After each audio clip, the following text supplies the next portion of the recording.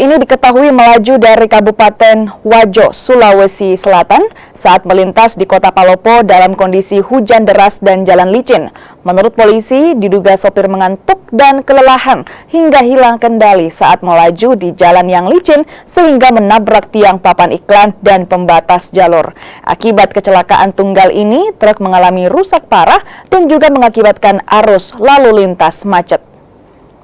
Nah, pada saat melintas di dalam wilayah Kota Palopo, yaitu di Kelurahan atau Kecamatan Wala Selatan, tiba-tiba sopirnya mengantuk.